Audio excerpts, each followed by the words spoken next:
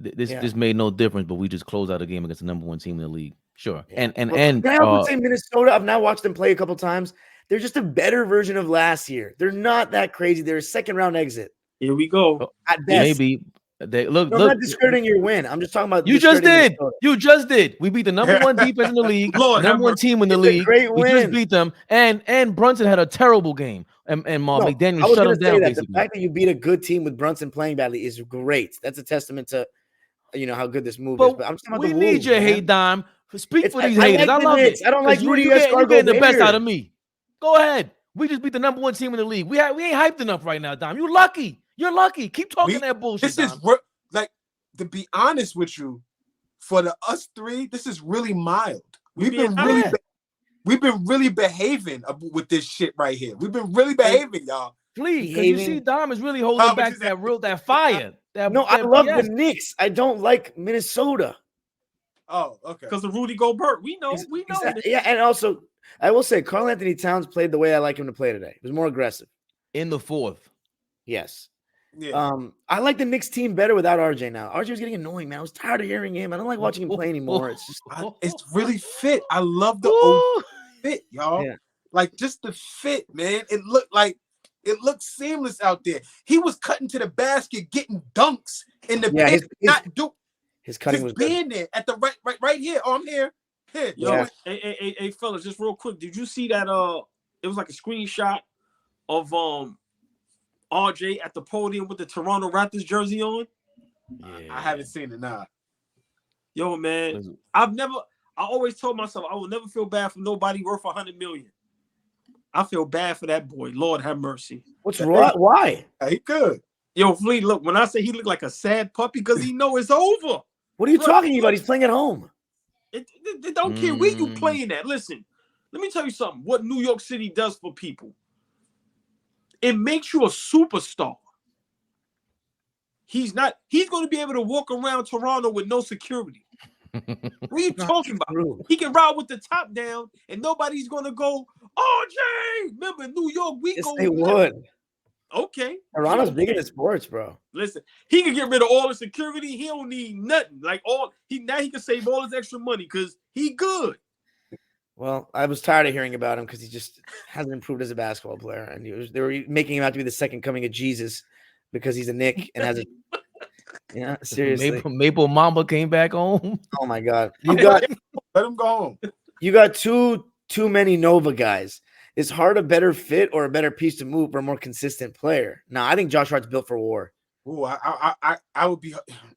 I would hurt my heart to lose Josh Hart, Fish. I would really like to keep him on our basketball team if we can.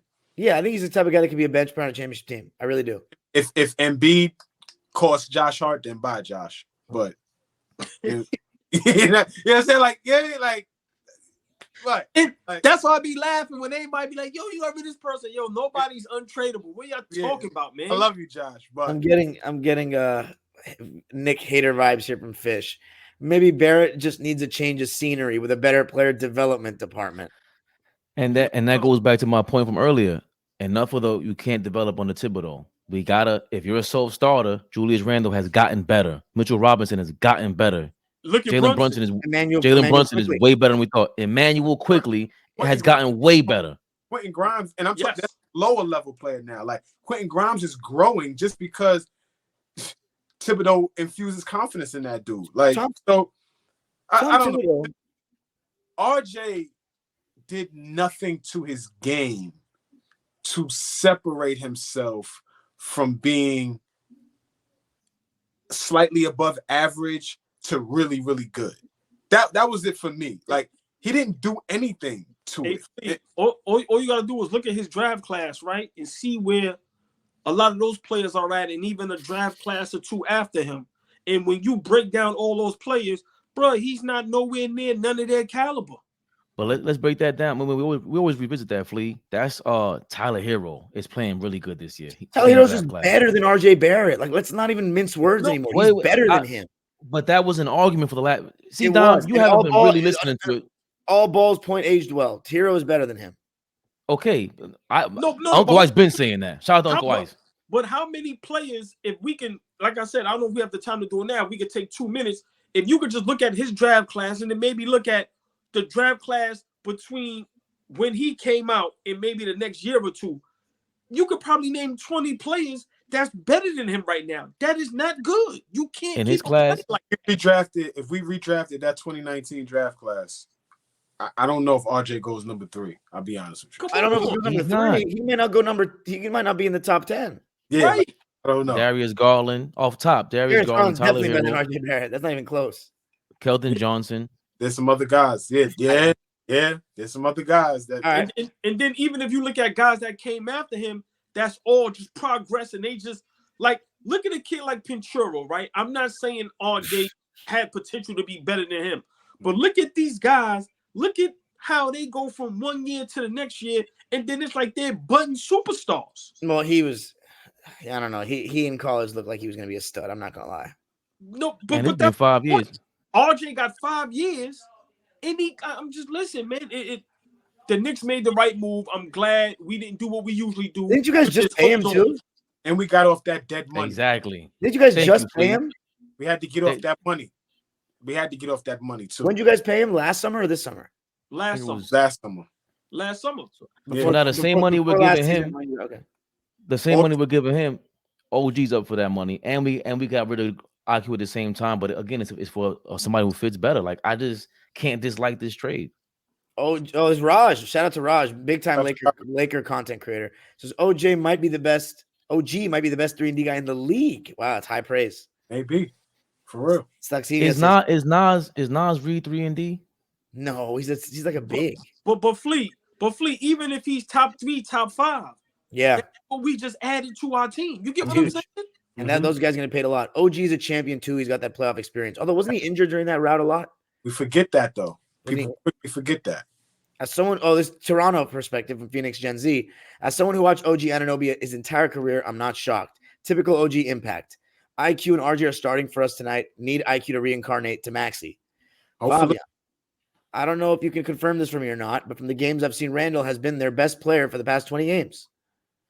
Only because, like, Brunson had those great games against Phoenix. Got the 50 ball. He had like 30-point games against. He kills Dame Lillard, but consistently, it has been Randall. That last game against what was the game before this? The Magic. He had 38 against 38 against Orlando. Like he was starting to do what? It was just the first 6 games, Fabian. The first 6 games he struggled. After that, he's just, he's found his second. He found his maybe his first win, and it's really just rolling right now. Like they said on the broadcast, 18 straight games, 20 or more points. That's pretty impressive. I was shocked when I saw that. This is his most efficient year in his career. They're saying like it's, and I think why this is also a great move is for a player like Randall to get his confidence up and get more shots because. Barrett did take shots away from him. And I'm being honest, Barrett is not good enough to take away shots from arguably the first or second best player on the team. So yeah. I think this works mentally as well as just everything else. Like now Randall can be like, I ain't got to worry about Barrett. Taking maybe 5-10 of my shots that he didn't deserve.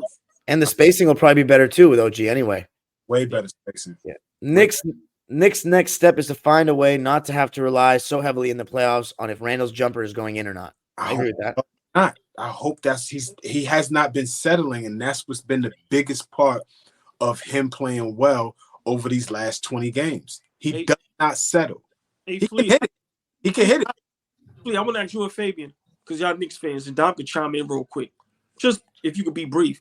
How do you feel that we arguably had a shot to get to the conference finals, but we know Randall was hurt?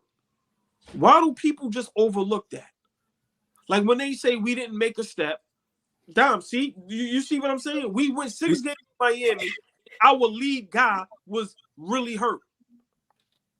Because and I'm gonna repeat what Dom said, and I don't agree, but that's what him and other people who watch Julius Randle go out there and get you 20 and 10, but it don't look good.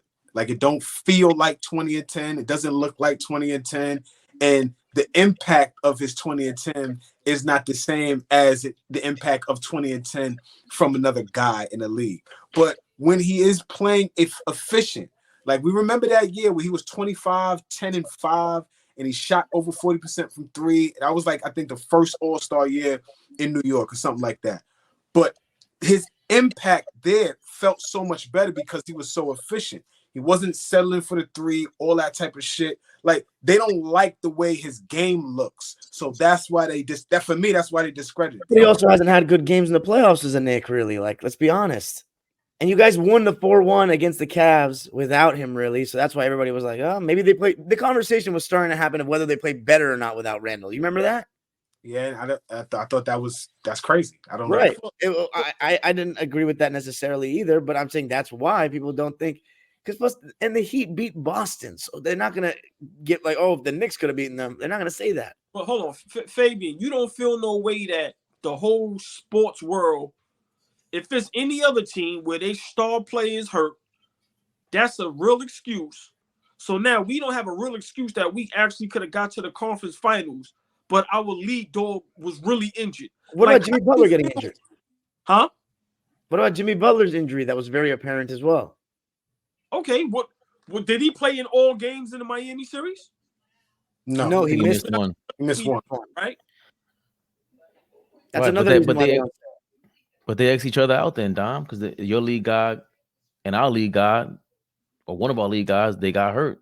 They were injured, so we had to make up for all that. And IQ did not show up in that series. And we got guys like DiVincenzo who can shoot and OG.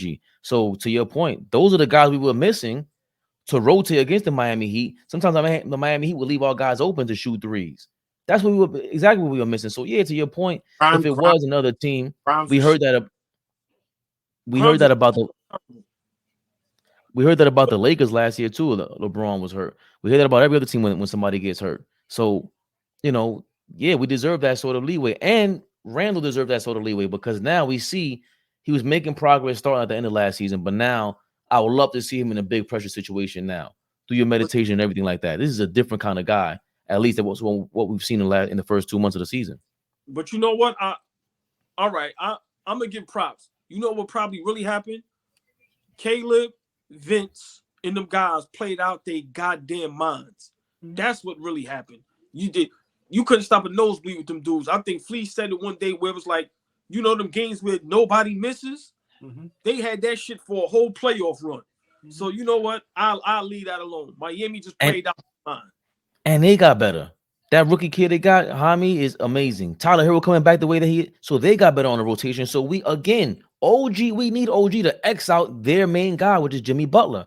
So all right, everybody's healthy, fully healthy. What do we see? Now we got OG on your superstar in the playoffs. We all know we respect Jimmy Butler in the playoffs. Now we got somebody for you. We didn't have that before. We didn't have it.